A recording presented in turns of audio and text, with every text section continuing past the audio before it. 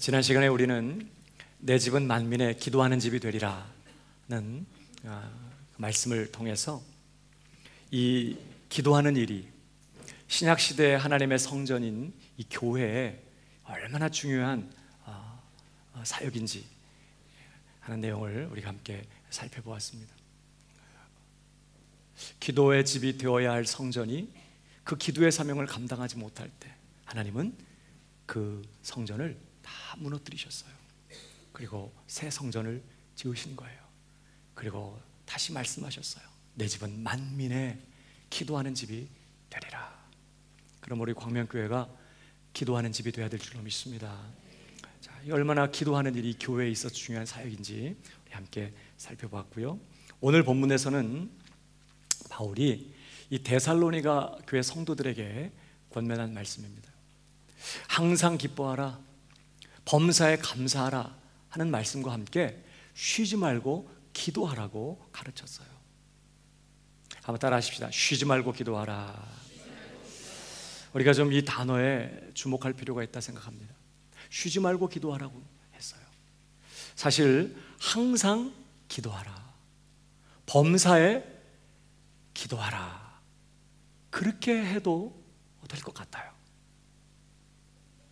그런데 기도하라는 이 동사 앞에는 쉬지 말고 라는 부사를 썼어요. 그러니까 어떤 경우에도 기도하는 일을 쉬어서는 안 된다는 것이죠.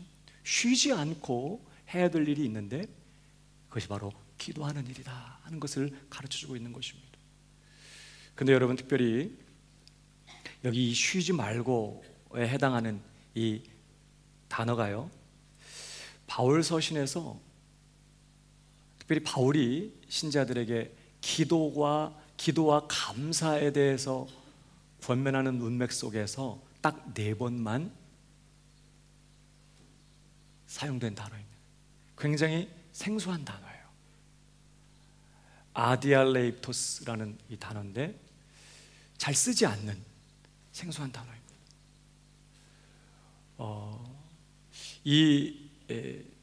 오늘 죄송해요. 이 문장을 좀 이렇게 정확하게 이해하려면 원어에 대해서 좀 얘기를 해야 돼요.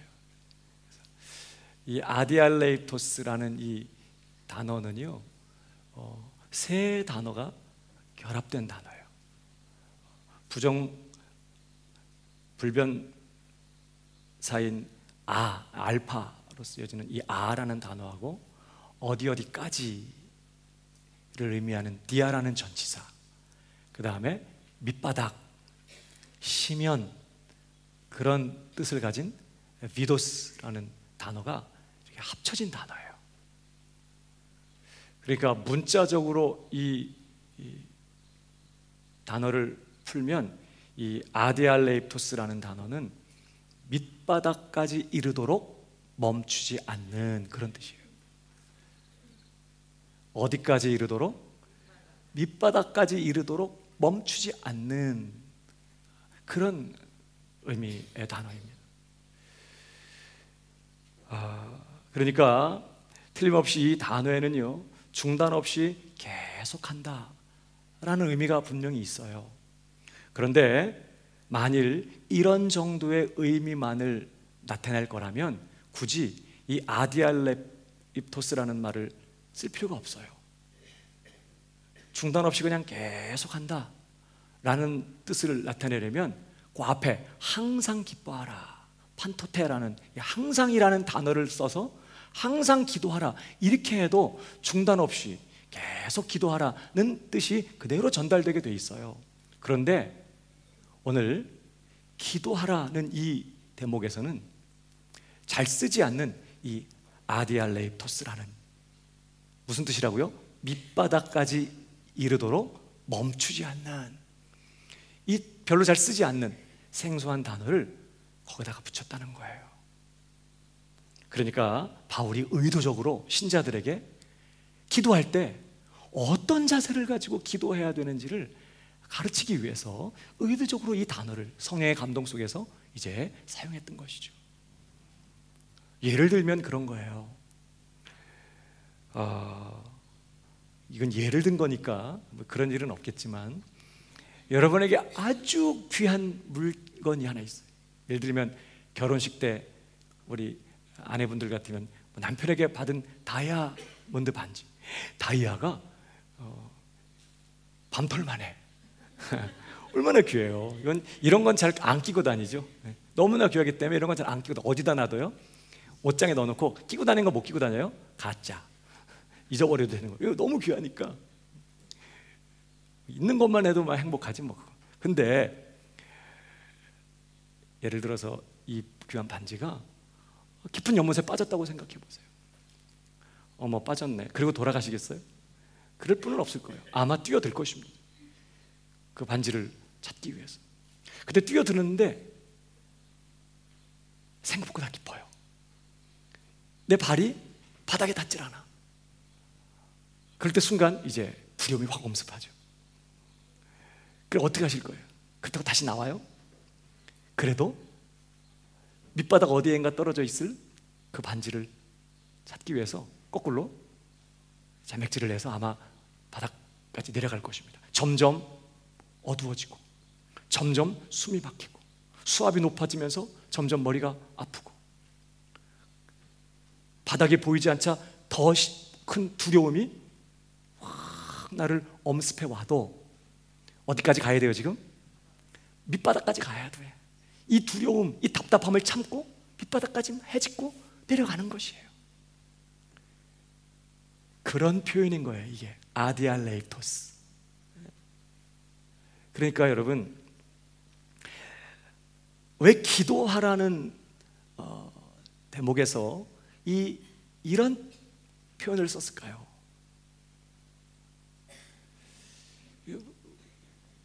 뭘 전제하고 있죠?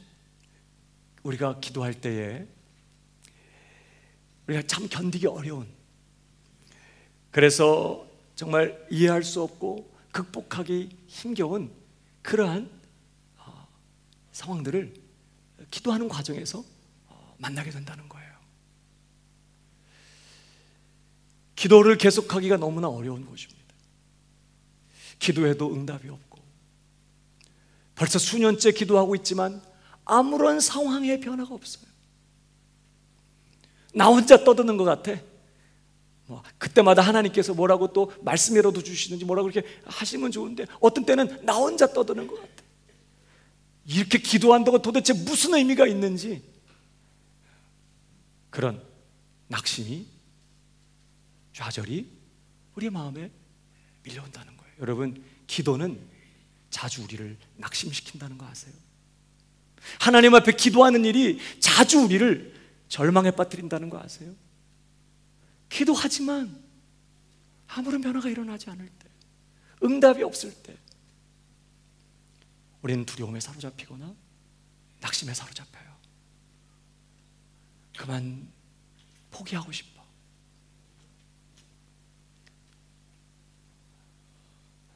그러면서 실제로 기도를 중단하게 되는 경우가 많이 있어요. 그러면서 우리는 어떤 생각을 하게 되죠?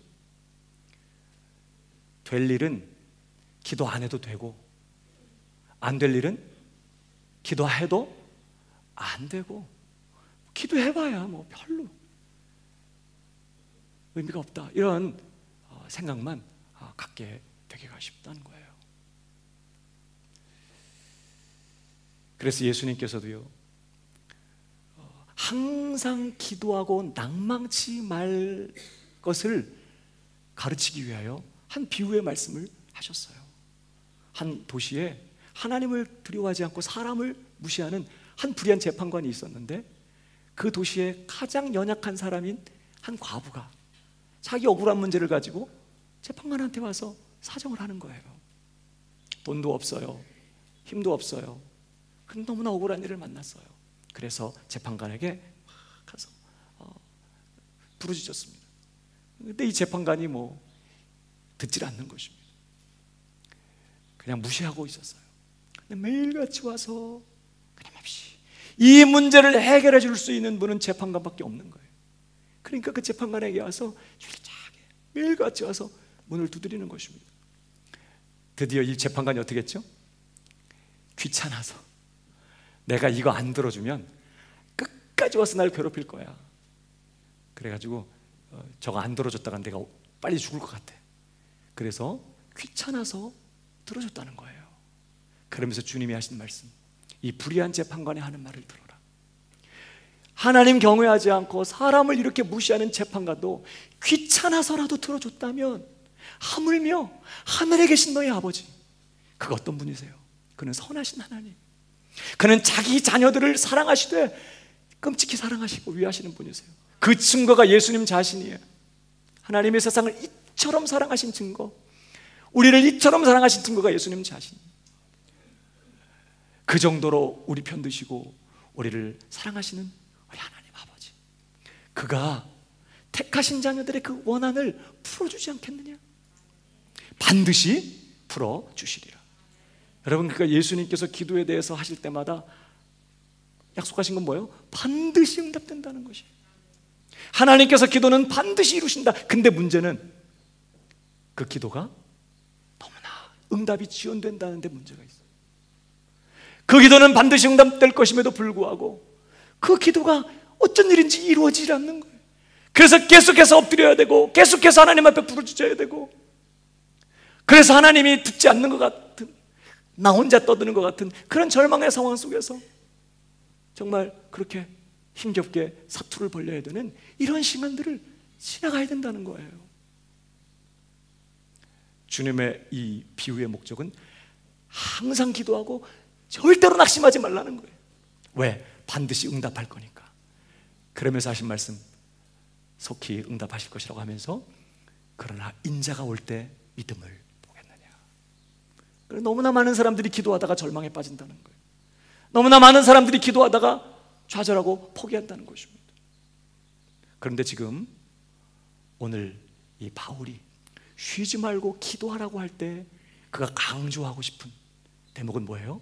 기도하다가 이렇게 기도를 그만두고 싶고 더 이상 기도할 수 없을 것 같고 기도해도 소용이 없는 것 같은 이 낙심과 절망의 상황을 지나갈 때에도 절대로 기도를 뭐하지 말라? 중단하지 말라는 거예요. 물러서지 말라는 거예요. 기도하는 일을 포기하지 말라는 거예요. 끝까지. 어디까지 가라고요? 밑바닥까지. 그 답답함과 그 두려움과 그 어둠을 헤치고 밑바닥 끝까지 갈 때까지, 손이 바닥에 닿을 때까지 중단하지 말고 계속 내려가라는 것이에요. 그런 태도로 기도하라고 오늘 이 쉬지 말고 기도하라는 말씀을 했다는 것이에요. 그러니까 단순히 그저 기도를 중단하지 않고 계속 해가라 이런 뜻만이 아니라, 그 어떤 낙심할 만한 상황, 그 어떤 절망할 만한 그런 상황, 더 이상 기도할 수 없을 것 같고 기도할 수 없는 그런 상황에서조차도 절대로 기도를 중단하지 말고 끝까지 기도해야 한다는 것을 강조하는 표현이 쉬지 말고 기도하라 라는 그런 말씀이에요. 여러분, 우리 삶에서 결코 어떤 상황에서도 중단할 수 없는 것, 쉴 수 없는 것이 여러분 기도인 줄로 믿으시기 바랍니다. 기도. 여러분, 우리가 몸이 아프고 그래서 꼼짝할 수 없을 때, 음식도 먹을 수 없고 거의 막 어떻게 몸을 제대로 가눌 수 없어서 거의 기절했다가 의식을 잃었다가 막 깨나고 막 깊은 잠에 빠졌다가 막 잠시 또 막 의식이 돌아오고 막 이렇게 사경을 헤매는 여러분 그런 상황에 있을 때에도 우리의 심장은 끊임없이 뛰고 있어요. 내가 의식을 잃어버렸고 정말 기운이 다 진해서 몸을 가눌 수 없는 상황이 되었다고 심장이 딱 멈춰버리면 어떻게 되겠어요? 아무리 정신을 잃어버리고 의식을 잃어버리는 상황에서도 심장은 계속해서 뛰어야 되는 것이에요. 그것이 내 생명이기 때문에. 사랑하는 여러분, 우리 신앙생활에 심장이 있어요. 기도인 줄로 믿으시기 바랍니다. 기도는 우리 신앙생활의 심장이에요. 그 어떤 순간에도 결코 중단할 수 없는 일, 그 어떤 갑갑하고 그 어떤 절망스럽고 그 어떤 두려운 상황 속에서 절대로 포기할 수 없는 일이 있는데 그 일이 바로 기도라고 지금 사도는 가르치면서 절대로 기도를 그 어떤 상황에서 중단하지 말라고 도전하고 있는 것이죠. 사랑하는 여러분, 저는 저와 여러분이 더 이상 기도할 수 없을 것 같은 상황에서도, 도무지 응답이 보이지 않고 계속 기도하는 것이 아무런 의미가 없어 보이는 그런 상황에서도 결코 기도를 포기하지 않게 되기를 주님의 이름으로 축복합니다. 결코 기도를 쉬지 않는 우리 광명교회가 되기를 주님의 이름으로 축복합니다. 왜 우리가 기도를 쉬지 말아야 할까요? 왜 우리가 중단 없이 계속해서 기도하는 삶을 살아가야 할까요? 왜 우리가 쉬지 말고 기도해야 하는가? 사실 우리가 성경 전체를 볼 때 중요한 몇 가지 이유가 있어요. 절대로 기도를 중단하지 말아야 될 몇 가지 이유가 있는데, 오늘은 그 한 가지만 함께 살펴보려고 합니다. 무엇보다 왜 우리가 기도를 쉬지 말아야 하는가? 기도는 우리가 하나님을 섬기는 최고의 사역이기 때문에 그렇습니다. 한번 따라 하십시다. 기도는 하나님을 섬기는 최고의 사역이다. 기도하는 이 일은 우리가 하나님을 섬기는 일이라는 사실을 우리가 놓쳐서는 안 된다는 거예요.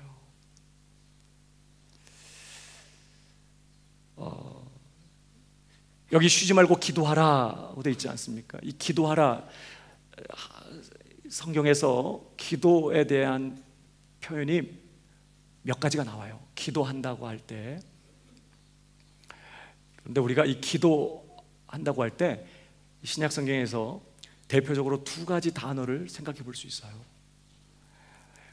그 첫 번째 단어가 데오마이라는 단어입니다.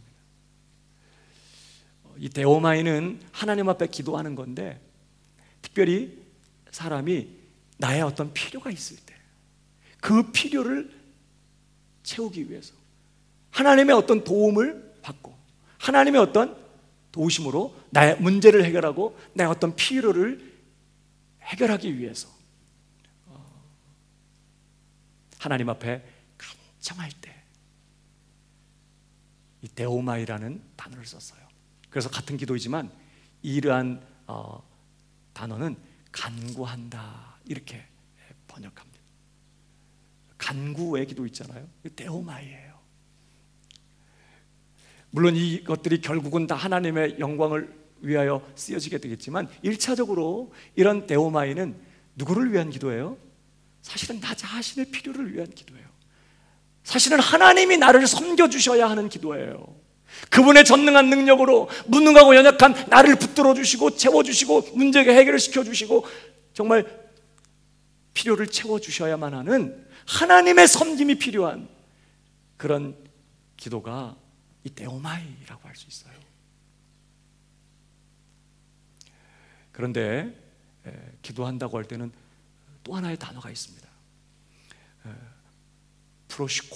프로시코마이라고 하는 단어가 있어요. 이 프로시코마이는 같은 기도이지만 이 기도는요, 하나님 앞에 예배하는 마음으로, 하나님을 경배하는 태도로 하나님의 존전 앞에 나아가서 하나님 그분이 영광을 받으시고 하나님 그분이 합당한 존귀와 찬송을 받으시게 되기를 소원하는 마음 가지고 하나님의 뜻에 초점을 맞추고 하나님의 그 뜻이 이루어지기를 위하여 구하는 기도를 말할 때 이 프로시코마이라는 단어를 써요.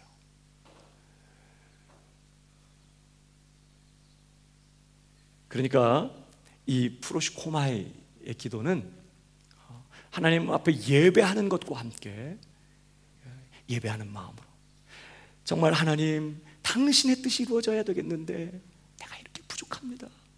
하나님 당신의 뜻이 이루어질 수 있도록 이렇게 역사하여 주옵소서. 하나님 당신의 말씀이 성취될 수 있도록, 하나님 당신이 계획하신 바가 이루어질 수 있도록, 하나님 당신이 영광을 받으시게 될 수 있도록 하나님 일하여 주시옵소서 하면서 하나님의 뜻에 초점을 맞추고 하나님 그분의 뜻이 이루어지도록 하나님 앞에 구하는 기도, 이게 프로시코마예요. 오늘 쉬지 말고 기도하라고 할 때 여기 이 기도는 데오마일까 프로시코마일까요?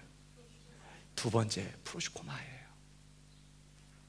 우리가 쉬지 않고 그 어떤 절망의 상황, 그 어떤 낙심할 만한 그런 상황에서 중단하지 않고 포기하지 않고 끝까지 줄기차게 기도해야 될 것이 있는데, 그게 데오마이가 아니라 뭐라고요? 프로시코마이. 하나님을 예배하는 마음으로, 하나님 그분이 홀로 영광 받기를 소원하는 그 갈망을 가지고 하나님 그분의 뜻에 초점을 맞추고 하나님의 뜻이 온전히 이루어지기를 위하여 이렇게 기도하는 그 기도. 쉬지 말고 기도하라고 할 때는 바로 이 단어를 지금 쓰고 있다는 걸 잊어서는 안 돼요. 너무나 많은 경우에 성도들이 기도를 데오마이의 차원에서 생각해요.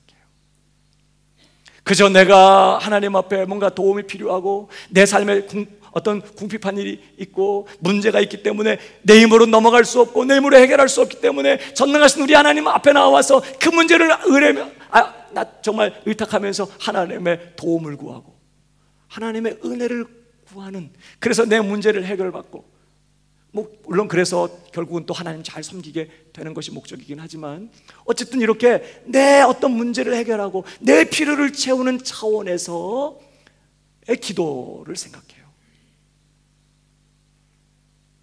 그러다 보니까 너무나 많은 성도들이 하나님 도와드리고 싶어해. 어떤 경우에 어떤 성도님들이 저에게 기도를 부탁하실 때 굉장히 죄송해 하죠. 그럴 필요 없으신데, 목사님 바쁘시고 하실 일도 많은데 저까지 기도 제목 드려서 죄송해요 이러면서 이거 기도해 주세요 이렇게 하면서 굉장히 저한테 뭔가 부담 주는 것 같아서 이렇게 미안한 마음으로 기도 부탁할 때가 있어요. 근데 많은 성도들이 하나님께도 그런다니까요. 하나님 바쁘신데 하실 일도 많고 신경 쓰실 일도 많고 응답하셔야 될 기도가 얼마나 많아. 나까지 이 문제 가지고 나까지 하나님 앞에 나와가지고 하나님 이거 들어주세요 저거 해주세요. 난 하나님 도와드리고 싶어. 그래서 그냥 난 견디고 말래. 믿음으로 견디는 것이에요. 하나님 괜찮아요. 나 같은 거 신경 안 써줘도 구원해 주신 것만 해도 얼마나 감사한데, 뭔가 또 이거 해결해 주시고 이거 채워주시고 이렇게 기도하는 거는 뭔가 내 욕심 챙기는 것 같고 내 욕심인 것 같아서 그냥 쿨하게 믿음으로 이 고난 잘 이겨내겠습니다 그러면서 아예 기도 안 하는 거야. 기도 안 하는 이유가 다 가련한 뜻이 있다니까. 하나님 도와주고 싶은 거예요. 바쁘시고 하실 일도 많으신데 나 같은 것까지 신경 쓰시게 하는 게 너무 죄송하니까 그냥 하나님 견딜래요. 믿음으로 견디겠습니다 이러면서, 그래서 기도 안 하시죠. 다 기도를 어디 데오마이의 차원에서 생각하기 때문에 그런 거예요. 물론 이 차원도 사실은 굉장히 중요해요. 우리는 너무나 무능하기 때문에 우리에게는 하나님의 전적인 도우심과 전능한 능력이 필요해요. 하나님의 눈은 온 땅을 두루 감찰하사 전심으로 자기를 향하는 자를 위하여 오늘도 능력을 베푸시는 하나님이세요.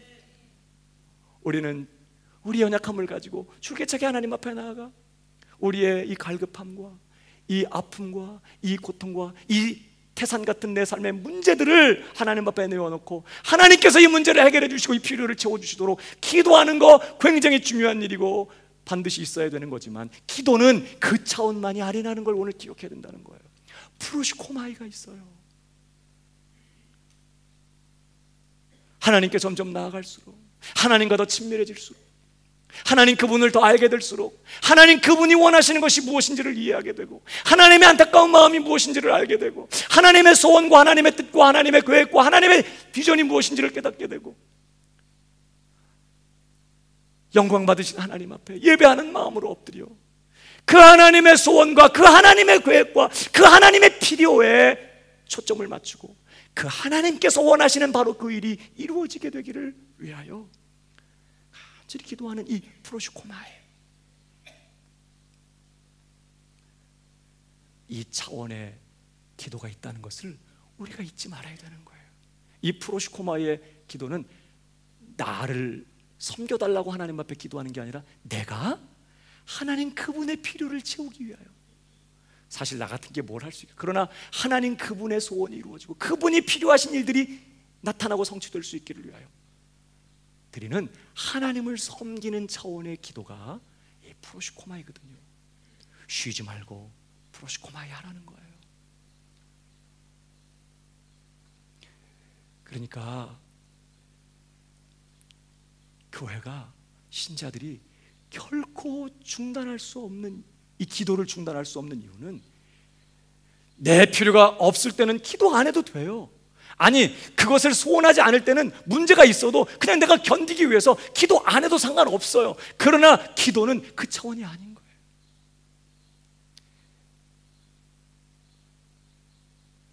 여러분, 왜 우리가 이렇게 프로시코마이의 기도를 해야 돼요? 하나님께서는요, 전능하신 하나님께서는 당신의 모든 복되신 역사들을 이루어내시고 펼쳐내실 때에 우리들의 기도를 통하여서 그렇게 하시기로 작정하셨어요. 이게 성경이 우리 가르쳐주는 굉장히 중요한 교훈이에요. 전능하신 하나님이 능력이 없어서 혹은 우리의 어떤 도움이 필요하기 때문에 기도를 시키는 게 아니라 하나님이 처음부터 끝까지 계획하시고 그분이 일하시고 그분이 이루어내실 거예요. 그럼에도 불구하고 그 일들을 다 우리의 기도를 통하여 이루어 가시는 이유는 하나님의 귀한 역사에 우리를 동역자로 부르시는 거예요. 그러면서 뭐예요? 그런 과정들을 통해 정말 하나님은 살아계셔, 하나님은 정말 신실하셔, 하나님 정말 놀라우셔, 우리로 하여금 하나님을 더 깊이 알게 될 수 있도록 하나님은 당신의 모든 복되신 역사들을 우리의 기도를 통하여서 이루기로 하신 것입니다. 예수님께서 그래서 기도를 가르쳐 주실 때 너희는 이렇게 기도하라 그러면서 하늘에 계신 우리 아버지요, 아버지의 이름이 거룩히 여김을 받게 되기를 원합니다. 내 삶, 내 가정, 우리 공동체를 통해서 하나님의 이름이 영화롭게 되기를 원합니다. 하나님의 나라가 임하고 그 나라가 강성해지고 그 나라가 확장되고 더 흥왕하게 되기를 원합니다. 더 많은 이들이 예수 그리스도의 주님 되심 앞에, 하나님의 살아계심 앞에 무릎 꿇게 되고 하나님의 나라가 더 강력하게 확장되어 나가기를 원합니다.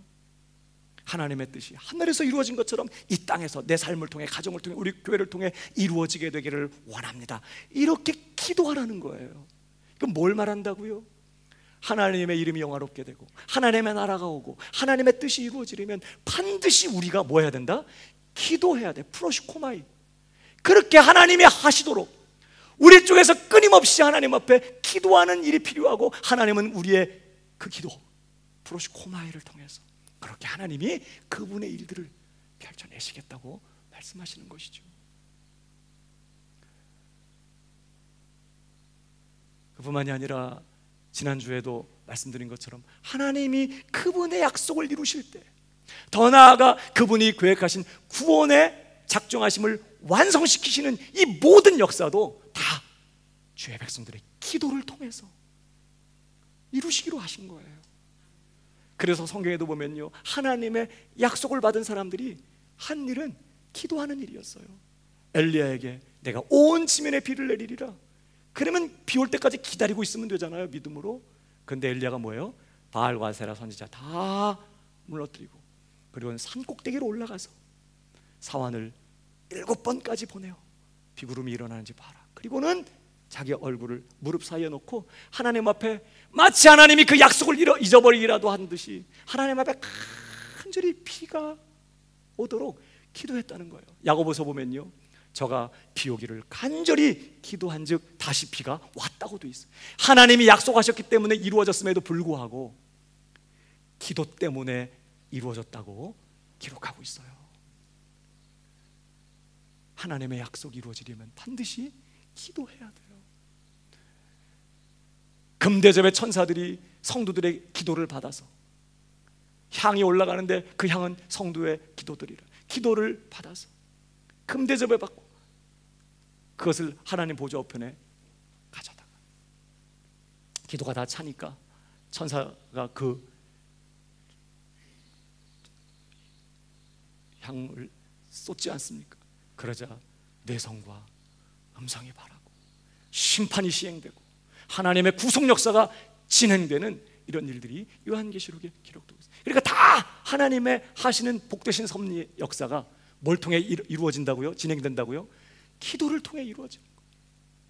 그러니까 하나님의 약속이 성취되고 하나님의 구속 역사가 완성되는 일을 위하여 줄기차게 주의 백성들이 엎드려 기도해야 된다는 것을 성경은 가르쳐 주시는 거예요.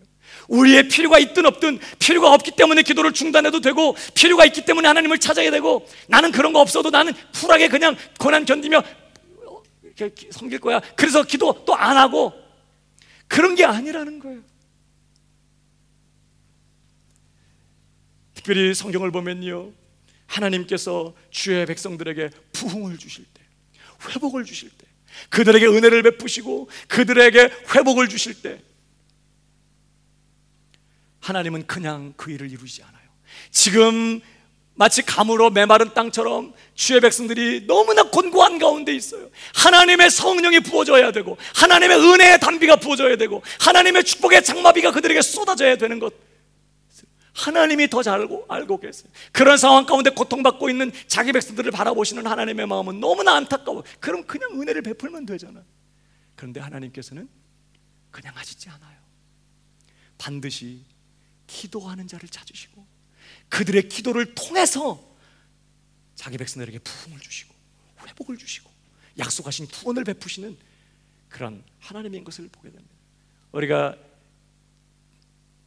얼마 전에도 본 기억이 나는데, 스가랴 10장 1절을 보십시오. 같이 읽어볼까요? 다 같이 시작. 봄비 때에 여호와 곧 번개를 내는 여호와께 비를 구하라. 무리에게 소낙비를 내려서 밭의 채소를 각 사람에게 주리라. 봄비 때에, 이 봄비가 번역되면서 약간 의역이 됐는데 사실 이게 늦은 비의 때에 그런 뜻이에요. 원문에는 늦은 비로 되어 있어요. 팔레스타인 땅에는요, 길고 건조한 여름철이 지나고 10월 달이 되면 우기가 시작됩니다. 그때 비가 쫙 내려요. 그걸 이른 비라고 했어요. 이 가을에 내리는 비, 이른 비가 와요. 이 비가 오면 그 딱딱하게 메마르고 굳어 있었던 땅이 다 해갈을 하게 되는 것입니다. 그러면서 이제 땅을 갈고 파종할 수 있도록 땅이 부드러워져요. 습기가 많아집니다. 그때 내리는 비가 이른 비, 이 비가 와야 땅을 갈고 파종을 할 수 있어요. 씨를 뿌릴 수 있어요. 그리고 이듬해 4월에서 5월 초에 다시 한번 소낙비가 쫙 내리게 되는데 그 비를 늦은 비라고 불렀어요. 왜냐하면 이 비가 와야, 이제 추수를 앞두고 이 비가 한번 쫙 쏟아져야 이제 알곡들이 아주 충실하게 연글게 되기 때문에, 팔레스타인 땅은 이 늦은 비와 이른 비와 이 늦은 비가 제때 내렸어요. 그래서 이 늦은 비와 이른 비, 이른 비와 늦은 비를 하나님의 은혜와 복의 그런 상징으로 쓰기도 했거든요. 그러니까 지금 이 본문에서도요, 이 봄비 때가 된 거예요. 그런데 중요한 거는 이 늦은 비가 와야 될 때면 때가 됐으니까 올 거 아니에요. 그런데 성경은 뭐라고 말해요? 봄비 때에, 늦은 비의 때에 여호와 곧 번개를 내는 여호와께 비를 구하라는 거예요.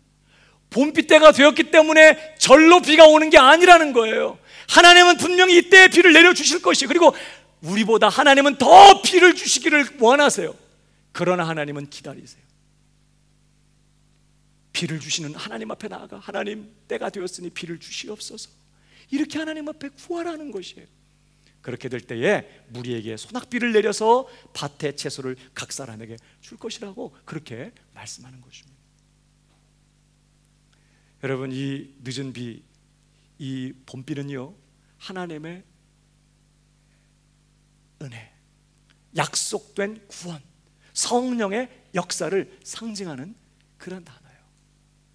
여러분, 오순절에 성령이 임하신 것은 마치 이른 비와 같은 역사였어요.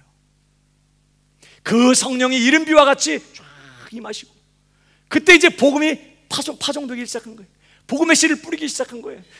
사도들과 성도들이 성령 충만함을 받고 예루살렘과 온유대와 사마리아 땅끝까지 복음을 전하며 복음을 정말 씨앗을 뿌리는 이러한 사명을 감당한 것이에요. 그러나 씨를 뿌릴 때만 있는 게 아니에요. 이제 추수의 때가 다가오고 있어요. 대추수의 때가 이제 다가오고 있어요. 그 대추수의 때에 한 번 더 이 봄비가 와야 돼. 이 늦은 비가 와야 돼. 위로부터 은혜의 장마비가, 성령의 역사가 비처럼 쏟아져야 되는 것이에요. 하나님은 이미 약속하셨거든요. 내가 말세에 내 남종과 여종들에게 성령을 부어주겠다고. 이때가 얼마나 어둡고 얼마나 음란하고 얼마나 타락하고 정말 우리 힘으로는 도저히 거룩하고 성결함으로 주님을 섬길 수 없는 그러한 때예요. 지금은 이 마지막 추수를 남겨놓은 이때에 위로부터 늦은 비가 와야 돼요. 성경은 뭐라고 말씀해요? 이 늦은 비의 때에 그냥 하늘을 쳐다보고 기다리고만 있지 말고 뭐하라? 비를 주시는 하나님께 비를 구하라는 거예요. 하나님, 당신의 약속을 기억하여 주옵소서. 우리에게 오늘 성령의 단비가 필요합니다. 하나님의 성령을 부어 주시옵소서. 이 마지막 때 거룩하고 순결한 그리스도의 신부들로 살아갈 수 있도록 하나님, 우리에게 성령의 단비를 부어 주시옵소서. 비를 구하라는 거예요. 그러면 소낙비가 내릴 것이라고 약속하시는 것이죠. 그러니까 말세에 하나님은 그 남녀와 여종들에게 성령을 부어주시기를 간절히 원하시지만 하나님은 기다리시는 것이에요. 자기 백성들이 비를 구하고 하나님 앞에 간구할 때까지, 그리고 그들의 기도를 통해서 당신의 소원을 이루시고 당신의 계획하신 바들을 펼쳐내신다는 것입니다. 특별히 에스겔서에 보면요, 예루살렘의 죄가 넘쳐났어요.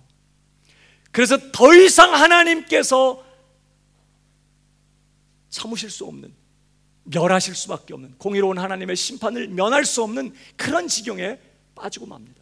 예루살렘 성읍이 이제 돌이킬 수 없는 하나님의 진노를 목전에 두고 있는 이 성읍, 공의로우신 하나님이 그들을 향해서 정말 재앙을 내리실 수밖에 없는 그런 상황 있을 때, 그러나 하나님의 본심은요, 그들이 죄 때문에 망하는 게 아니에요. 그들이 그런 죄 때문에 멸망받는 게 아니라 하나님은 그들을 회복하기를 원하세요. 그들을 그 죄로부터 돌이키게 하기를 원하시고, 하나님은 그들을 그런 상황에서 다시 회복시켜 부흥케 하기를 하나님은 원하시는 거예요. 그런데 하나님은 그냥 하시지 않아요. 하나님께서 그들에게 회복을 주기 원하시고 부흥을 주시기 원하기 때문에, 그래서 하나님이 하신 일이 있어요. 바로 한 사람을 찾으신 거예요. 어떤 사람을 찾으셨을까? 어떤 사람? 기도하는 사람을 찾으신 거예요. 하나님, 안 됩니다. 하나님, 불쌍히 여겨 주시옵소서. 그 무너진 성읍과 하나님 사이에 중간에 서서 하나님께서 그 성을 멸하지 못하도록 가로막고 서서 하나님, 불쌍히 여겨 주십시오. 당신의 진노를 거두어 주시고 이들에게 다시 은혜를 베푸시고 이들을 다시 회복시켜 주시고 당신의 재앙을 거두어 주시옵소서. 이렇게 기도할 그 한 사람을 찾으셨어. 왜? 하나님이 그렇게 회복시키시고 그들에게 부흥을 주시기 위해서는 반드시 그렇게 해달라고 기도해야 되기 때문이에요. 하나님은 당신의 일을 기도를 통해서 이루시고, 누군가는 하나님 앞에 그렇게 간절하게 기도해야만 했는데, 문제는 그럴 사람이 한 사람도 없었다는 거예요. 범죄하고 하나님 앞에 타락한 것도 문제이지만 그보다 더 치명적인 재앙은 그 성읍에 하나님 앞에 나아가 하나님의 긍휼을 구하며 그 성읍을 위하여 부르짖고 기도할, 회복을 구하고 부흥을 구할 그 사람이 없었기 때문에 어떤 일이 벌어졌느냐? 여러분 보십시오. 에스겔서 22장 30절.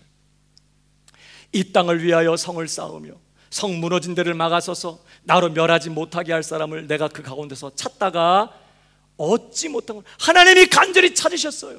여호와의 눈은 온 땅을 두루 감찰하세요. 전심으로 자기를 찾는 자를 위하여 능력을 베푸신다고 한 것처럼 하나님은 간절히 찾으셨는데 없었어요. 어떤 사람이 성 무너진 데를 막아서서 하나님으로 멸하지 못하고 중보하며 이 성읍의 회복과 부흥을 위해서 기도할 그 한 사람을 찾지 못하셔서, 그 다음 절, 내가 내 분으로 그 위에 쏟으며 내 진노의 불로 멸하여 그 행위대로 그 머리에 보응하셨느니라. 나 주 여호와의 말이니라.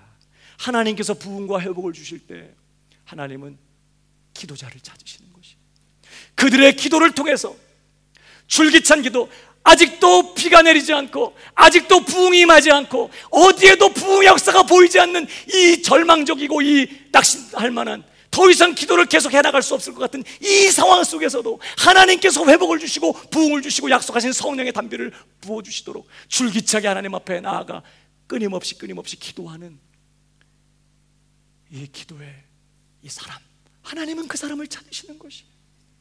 그리고 그들의 기도를 통해서 부흥을 주시는 것이죠. 한 구절을 더 볼까요? 이사야 62장에 보면 6절 이하에 이런 말씀이 있습니다. 예루살렘이여, 내가 너의 성벽 위에 파수꾼을 세우고 그들로 종일 종야에 잠잠치 않게 하였느니라. 이 파수꾼들은 뭐 하는 사람들이에요? 계속해서 잠잠하지 않고 부르짖고 소리를 내는 자들이에요. 너희 여호와로 기억하시게 하는 자들아, 너희는 쉬지 말며. 뭐예요? 하나님 당신의 약속을 기억하소서. 하나님 당신의 말씀을 기억하여 주옵소서. 하나님 이 백성이 당신의 백성임을 기억하여 주옵소서. 하나님으로 하여금 끊임없이 기억하도록 잠잠치 않고 부르짖는 자들, 누굴까요? 중보하며 기도하는 사람들을 말해요. 여호와로 기억하게 하시게 하는 자들아, 너희는 뭐 하지 말라고요? 쉬지 말며. 또 여호와께서 예루살렘을 세워 세상에서 찬송을 받게 하시기까지 주의 백성들을 회복시키셔서 그들을 영광스럽게 하시며 결국 그들을 통하여 하나님이 영광을 받으실 그 마지막 때까지 그로 쉬지 못하시도록 너희는 쉬지 말라, 이런 뜻이에요. 하나님께서는 당신이 작정하신 그 일을 끝까지 완성해내실 것입니다. 그 열심과 그 신실함과 그 능력을 가지고 당신이 계획하신 그 일을 그분이 성취해내실 것이에요. 그러나 그가 쉬지 않고 그 일을 이루실 수 있도록 하기 위하여 하나님은 누구를 세우셨다고요? 중보하며 기도하는 사람들, 성벽 위에 서서 하나님을 향하여 잠잠하지 않고 끊임없이 하나님으로 하여금 기억하도록, 그로 하여금 쉬지 못하시고 계속해서 당신이 그 역사를 완성하시도록 끊임없이 부르짖을 바로 그 사람들을 세우셨다는 것이에요. 그러니까 하나님은 당신의 작정하신 이 위대한 구원의 역사를 완성해 가시고 당신의 영광을 위하여 시작하신 이 모든 일들을 영광 가운데 마무리하시는 일들을 위하여 누구를 필요로 하고 계신다고요? 프로시코마이, 하나님의 영광 받기를 원하는 그 소원 하나를 가지고 하나님의 나라가 임하고 하나님의 뜻이 이루어지고 하나님의 이름이 영화롭게 되고 그분의 약속이 성취되고 그분의 구원 역사가 완성되고, 그래서 온 세상 나라가 주와 그 그리스도가의 나라가 되어 예수 그리스도께서 세세무궁토록 왕노릇하시면서 온 세상 나라들이 하나님의 살아계심을 고백하고 예수 그리스도의 주님 되심 앞에 무릎을 꿇게 되기까지 쉬지 않고 프로스코마이 할 이 사람들을 오늘 찾고 계시고 바로 그러한 일들을 위하여 신약의 교회를 세우셨다는 것을 우리가 기억해야 된다는 거예요. 기도는 모든 상황 속에서 하나님의 뜻이 이루어지도록, 하나님이 영광을 받으시도록 하나님을 섬기는 사역이 기도라는 사실을 우리는 기억해야 되는 것이죠. 여러분, 그래서 예수님께서 태어나셨을 때, 뒷문을 여셔야겠는데요, 예수님께서 태어나셨을 때 사실은 말라기 선지자 이후로 한 400여 년간이 지나면서 이스라엘은 다윗 왕조를 다시 이루지 못해요. 바벨론에서 다시 그들이 돌아왔지만 왕조를 이루지 못하고 계속해서 헬라와 로마 제국의 식민 통치 아래서 거의 무너져가고 있었어요. 하나님께서 다윗의 자손을, 그리스도를, 메시아를 보내시겠다고 하신, 하나님의 나라를 다시 세우시겠다고 하신, 그 나라 위가 영영할 것이라고 하신 그 약속이 아스라이 쳐져가고 있었어요. 그렇게 수백 년의 세월이 지나가고 있는 동안 이제 메시아에 대한 기대도 거의 사라지고 이제 우리는 끝이야, 절망과 좌절이 다 이스라엘을 덮고 있는 그때에 어느 날 예수님이 탄생하신 거예요. 아무도 예상하지 못하고 아무도 생각하지 못했을 바로 그때에 그리스도가 오시는 것입니다. 그 부모가 결례를 행할 기한이 차서 이제 아이를 낳으면 산모가 정결케 되기까지 일정한 기간을 지낸 다음에 하나님 앞에 아기를 드리기 위해서 하나님의 전에 올라가게 되거든요, 제사를 드리러. 그럴 때 하나님의 성전에 이 아기를, 예수님을 데리고 부모가 들어갔어요. 그때 그 아기 예수님을 그리스도로 증거한 두 사람이 기록되고 있는데, 한 사람은 시므온이라는 사람이고 한 사람이 안나라는 여선지자예요. 근데 이 안나라는 여 선지자에 대해서 성경은 이렇게 기록하고 있습니다. 누가복음 2장을 보면요 36절에 또 아셀 지파 바누엘의 딸 안나라 하는 선지자가 있어 나이 매우 늙었더라. 그가 출가한 후 7해 동안 남편과 함께 살다가 몇 살에 시집을 갔는지 모르겠지만 결혼하고 7년을 남편과 함께 살았어요. 그리고 과부된 지 84년. 지금 나이가 어느 정도 된지 모르겠지만 84년의 시간을 과부로 지내는 거예요. 그런데 놀라운 건 그 다음 절. 이 사람이 성전을 떠나지 아니하고 주야에 금식하며 기도함으로 뭐 했다고요? 섬겼어요. 누굴 섬긴 걸까요? 하나님을 섬기는 거예요. 여러분, 메시아가 오실 때가 되었기 때문에 오신 게 맞지만, 하나님이 정하신 바로 그때가 되었기 때문에 오신 게 맞지만, 그 일이 이루어지기 위하여 누구도 알지 못하는 한 남편을 잃은 한 과부, 이 과부와 고아가 유대 사회에서는 가장 연약한 사람들이잖아요. 가장 소외되고 가장 인간 취급받지 못하는 그런 계층의 사람들 아니에요. 여러분, 하나님의 정하신 때에 그리스도가 탄생하셨는데, 그런데 이 과정 가운데 한 사건이 있었다는 걸 여기서 보여주는 것이에요. 한 여인이 남편을 잃었어요. 7년 살고 했으면 아직 다시 재가할 수 있을 것 같아. 근데 포기하고 그는 성전에 머물면서 성전을 떠나지 않고 거기에서 금식하며 기도하며, 처음에는 어쩌면 하나님 내 꼴이 왜 이래요, 나 불쌍해, 그래서 아마 하나님 앞에 하소연하려고 기도하러 간지 모르겠어. 너무나 힘들고 어려우니까. 그러면서 하나님과 교제하고 하나님 앞에 기도하면서 성령의 감동을 받고, 그러면서 마음 가운데 하나님의 소원, 하나님의 계획, 하나님의 영광을 향한 하나님의 약속들을 붙들기 시작하고 프로시코마이를 하기 시작하는 거예요. 하나님, 약속하신 구원이 이 백성들 가운데 임하게 되기를 원합니다. 이 고통 가운데 주의 백성들을 기억하여 주시고, 약속하신 메시아가 와서 다시 하나님 나라를 건설하게 되도록 주여 그 약속을 이루어 주시옵소서. 84년의 세월을 누구도 알아주지 않는 그런 정말 곳에서 홀로, 다 사람들이 예배드리고 집으로 돌아간 때 홀로 성전에 머물러 그 성전을 떠나지 아니하고 주야로 금식하고 기도하면서 하나님을 섬겼던, 프로시코마이였던 한 여인이 있었다는 거예요. 무슨 시가 생각나요?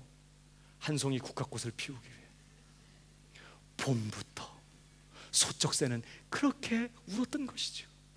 사람들은 가을이 됐기 때문에 국화꽃이 피었다고 생각하지만 시인이 볼 때는 그게 아니라는 거예요. 사연이 있어. 봄부터 밤마다 울었던 소쩍새의 사연. 안나가 그랬다는 거예요. 하나님, 당신의 뜻이 이루어지기 원합니다. 당신의 나라가 임하고 하나님의 약속한 구원이 임하게 되기를 원하고 그리스도가 오셔서 주의 나라를 이루게 되기를 원합니다 하면서 오랜 세월 주야로 금식하며 기도하면서 하나님을 섬겼던 한 여인의 이야기. 여러분, 그러던 어느 날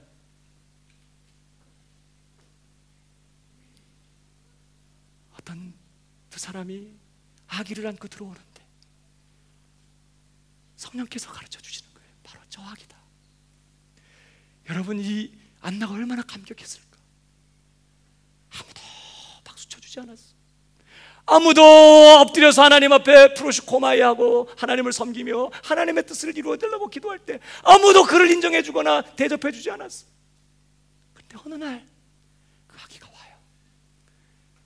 얼마나 감격스러웠을까. 그 아기가 온 거예요. 그 구원이 온 거예요.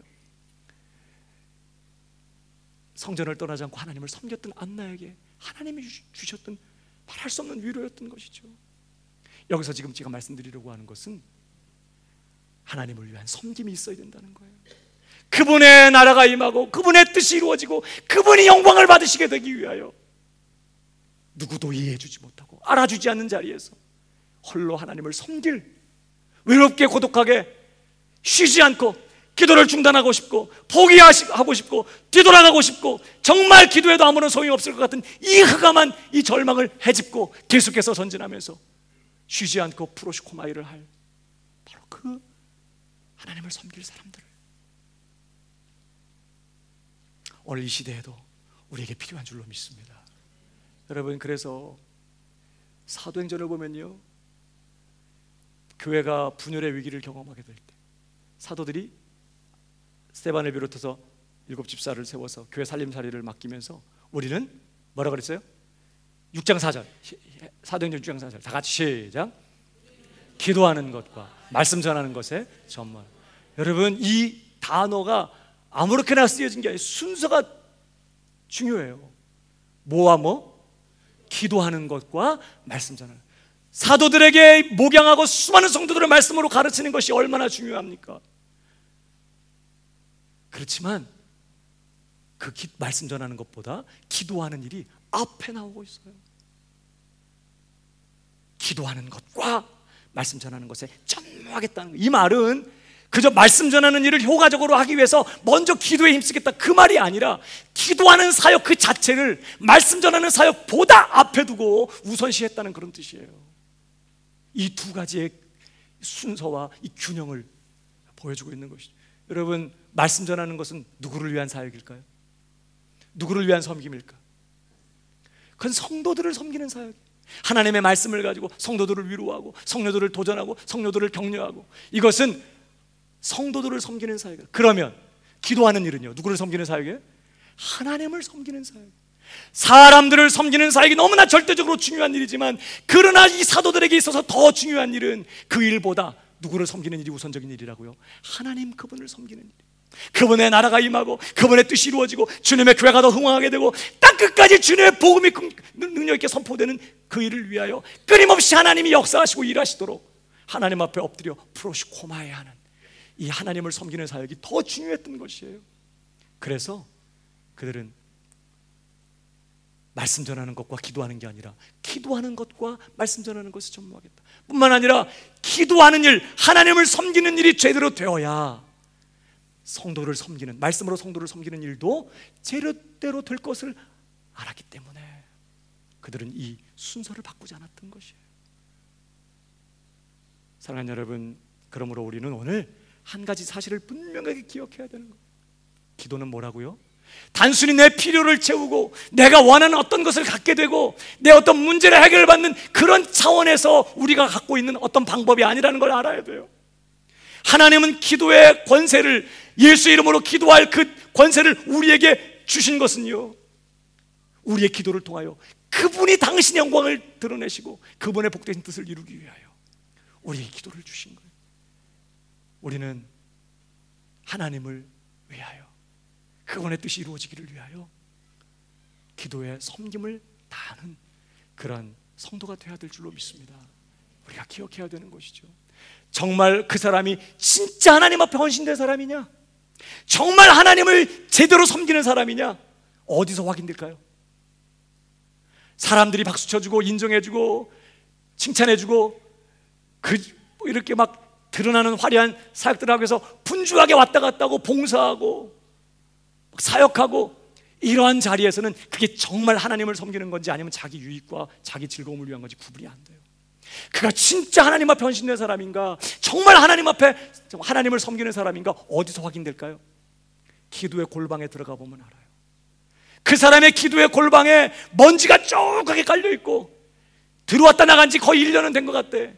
거미줄이 쳐져 있고 기도의 골방에 거의 그냥 들어왔다 나간 흔적이 없는 그런 사람이라면, 그가 아무리 바쁘게 사역을 하고 무슨 봉사일을 한다고 해도 그의 봉사와 섬김을 의심해 봐야 돼요. 하나님을 위한 게 아닐 수가 있어요. 정말 그가 정말 하나님께 헌신된 사람인가? 기도의 골방에 들어가 누구도 박수 쳐주지 않아요. 누구도 인정해주지 않아요. 새벽기도 나온다고, 밤에 혼자 교회 와서 기도한다고, 아니면 여러분의 골방에 들어가서 하나님 앞에 주기도문을 붙잡고 그렇게 기도한다고 누가 상 줘요? 인정해줘요? 박수 쳐줘요? 아무도 그런 거 없어요. 그러나 그 사람이야말로 정말 하나님을 섬기는 사람이라는 거예요. 그리고 기도하는 일이 제대로 되어야 우리의 모든 나머지 사역과 봉사의 사역도 하나님을 위한 일이 될 수 있어. 왜? 기도해야 그분의 뜻이 이루어지고, 기도해야 하나님 영광을 받으시게 되고, 기도해야 하나님의 나라가 강성해지니까. 내가 아무리 일을 하지만 기도하지 않으면 그 일들이 하나님을 위한 일이 될 수가 없게 되는 것이에요. 우리가 드리는 예배조차도, 그 예배가 정말 하나님을 영화롭게 하는 예배가 될 수 있으려면 중단 없는 기도가 필요한 것이에요. 기도가 없다면 예배조차도, 오늘 내 집은 강도의 구례를 만들었다, 내 집은 만민의 기도하는 집이 될 것이라 했는데 나는 강도의 구례를 만들었다 그러면서 그들이 얼마나 성대한 예배를, 온전한 예배를 드리기 위해서 먼 길을 여행하는 순례자들을 위해 짐승을 팔고 이방의 부정한 화폐들을 깨끗한 유대 화폐로 바꾸어서 하나님 앞에 깨끗한 돈을 헌금하기 위해서 얼마나 그렇게 애를 쓰고 있었어요. 다 필요 없다는 거예요. 왜? 기도가 없으면 그들이 드리는 예배조차도 결코 하나님을 영화롭게 할 수 있는 예배가 될 수 없기 때문에 기도가 얼마나 중요한 일인지를 성경은 말씀하고 있는 것이죠. 저와 여러분은 하나님을 섬기는 사람입니까? 올 한 해 우리의 표가 나와 내 집은 하나님만 섬기겠다고 했어요.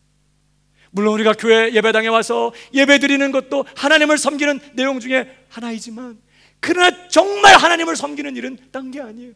그분의 나라가 오고 그분의 뜻이 이루어지고 그분이 영광을 받으시게 되고 그분의 약속이 성취되고 그분의 구원 역사가 완성되는 일을 위하여 너희는 이렇게 기도하라 하신 그 주님의 말씀을 붙잡고 그 기도의 제목을 붙잡고 쉬지 않고 밑바닥에 이를 때까지 그 두려움과 낙심과 절망을 뚫고서 중단 없이 쉬지 않고 기도의 짐을 지는 이 프로시코마에, 사랑하는 여러분, 우리의 남은 삶이 이 직무를 감당하는 삶이 되기를 주님의 이름으로 축복합니다. 사무엘이 그런 고백을 하죠. 내가 너희를 위하여 기도하기를 쉬는 죄를 여호와께 결단하고 범치 않겠다. 한번 읽어봐요. 사무엘상 12장 23절 시작. 기도하기를 쉬는 죄를 여호와 앞에 결단코 범치 아니하고. 기도하는 죄를 하나님 앞, 기도하는 것을 쉬는 죄를 범치 않겠다. 이게 무슨 뜻이에요? 왜 기도하는 것을 쉬는 게 하나님 앞에 죄가 되죠? 제사장인 사무엘에게 가장 중요한 직무 중에 하나가, 자, 사무엘은 왕정시대가 시작되기 전에 사사이면서, 왕을 대신한 왕이 있기 전에 사사이면서 그런 제사장이었거든요.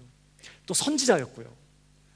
이 제사장인 이 사무엘의 가장 중요한 직무가 뭐냐면, 백성들을 위하여 제사를 집리하는 것도 있지만 그보다 더 중요한 사역이 있었어요.